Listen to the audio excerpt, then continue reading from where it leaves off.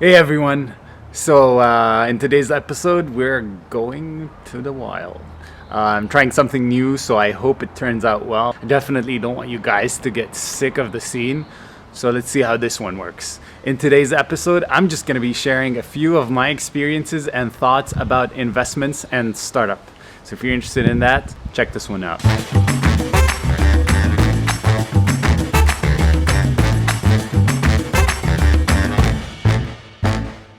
So, number one, a lot of first time founders ask the question many times: should I raise funds? Now, why would someone even ask that? Well, it's unfortunately because in today's startup world, it seems like a lot of these founders and media websites seem to promote the fact that raising funds is a part of success. They celebrate it. The bigger the amount, the greater the amount of news. As soon as a founder actually announces they've raised funds, the first thing someone tells them is congratulations.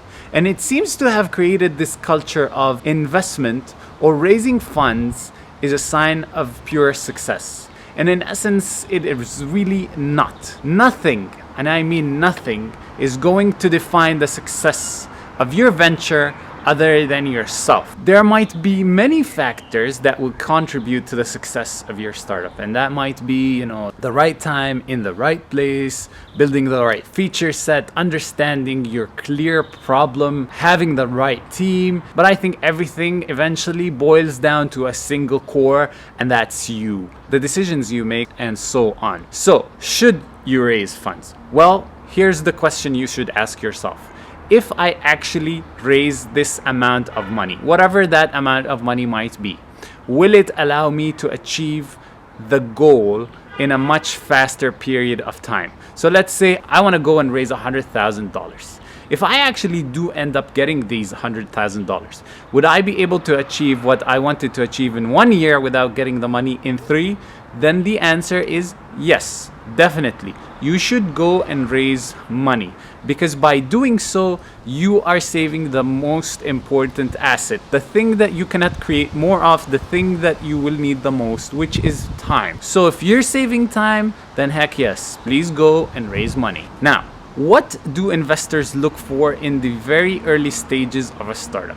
Well, to make it simple and short, instead of giving you a lot of sentences and a lot of ideas that you probably won't get a lot out of, and you can probably go into any other video and get some of the same information, what they're looking at is you. In the early stage, when there really isn't that much traction, when there really isn't that much of a product to show, what they're looking at is the founder. And if it's not a founder, then it's the founding team. Do you guys have the right skill sets? Do you guys have the right drive? Are you hungry enough to actually go after that thing you're saying you want to go after? Trust me, the smart investor really realizes that in the early stages, you're probably pretty wrong about much of the things you're telling them. But they want to see if you're gonna be capable to actually steer this ship to get to the treasure and find what you're looking for. So, if you want to go raise funds, then you better as well become equipped. You need to find the real problem that you're really wanting to solve.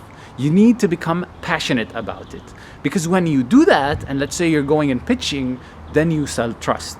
If investors see that kind of passion, drive, and trust, then they will buy into why you're doing it and not what you're doing. If you're not familiar with the golden circle concept and the Start With Why by Simon Sinek, you definitely should check that out, because it's going to help you with raising funds, with setting a very clear end goal for your startup or company as well, and even for your entire life. So I would definitely recommend you get onto it and check it out. Now, how much money will I need and where do I start? Well, simply said, this is definitely a sucky part for a lot of founders.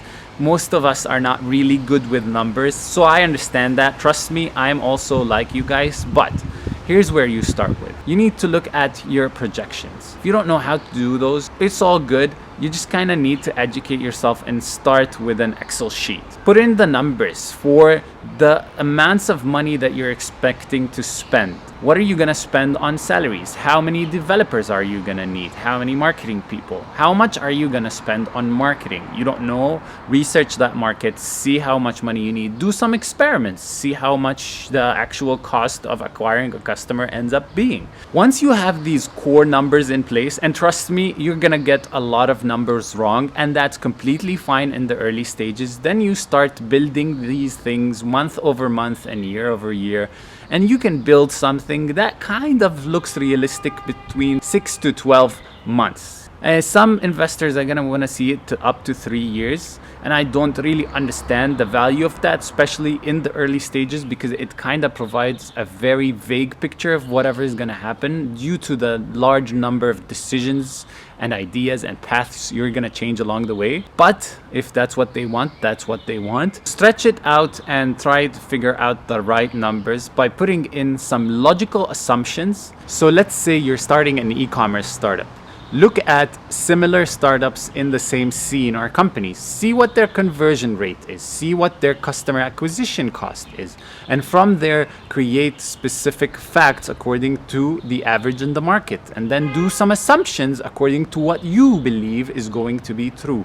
By coupling assumptions and facts, you create a semi-credible projection sheet that you can use to actually, number one, calculate the amount of money that you need to raise. Number two, show the investor that you're a logical person who understands this market, kind of knows what they need to think about, and thus give them some security in the sense of that you're not just a person who's going there to get a chunk of money not knowing what to do with it. Still, a smart investor is going to know you're probably not going to meet these exact numbers at all, and so should you. If you decide to go and raise, what do you do next? So now we have our projections ready. You start with a pitch deck. You will need to create a set of slides that will explain the following ideas. Number one, what is the problem that you're solving? The why, in essence. Number two, talk about the current market that you're in. How big it is and how big of a problem is this, and how much money is there in the market for you to actually target. Number three, why is now the right time to do that? Talk about specific factors in the market that say that you should go after this right now so that you can convince others to help you go after it. Number four, you need to talk about what the real product is. So screenshots, go through a video that showcases how it works, or whatever is applicable to kind of get people to understand what your actual product is. Never start with what your product is. People always look at the real problem, the reason why you're building this, the pain you're going to be solving first, rather than looking at what your product is. If you have any sort of traction, then you also need to cover that. Talk about your team if you have specific, very strong core skills that are required to build the product that will solve the pain that you're going after. And then there are many other different slides that you could or could not include in there. I will definitely be creating how to create an ultimate pitch deck and how to present it in the near future. Once you have those ready, then you should simply start going out and targeting investors. And these can simply be done by, number one, applying for accelerators or incubators that would actually offer an investment and also the opportunity to kind of grow or accelerate your business. Number two, simply email the investors that you want to reach. Number three, reach out on LinkedIn. Number four, actually find the investors or stalk them in a way or another in events that you're sure they'd be attending, which might be the most important one. Tap into your current network. So if you know founders who've raised from investors, these are probably the best people to actually give that recommendation so that you get these investors to come in and invest with them as well. Here are my tips when you're doing that though. Start with the investors you don't want initially. You want to kind of go through a practice round, right? There are investors that will definitely be on the top of your list. There are investors that you don't really care if you get. You might just simply care about the money. Not the healthiest thing in the world, but I get it sometimes. So practice on the ones you don't want or don't really want first. By doing these pitches in meetings, you're gonna get asked specific questions. you're gonna find specific problems within your pitch deck or your ideas that you would be able to address and fix once you've gotten to the point where you want to actually go after the investors that you really want.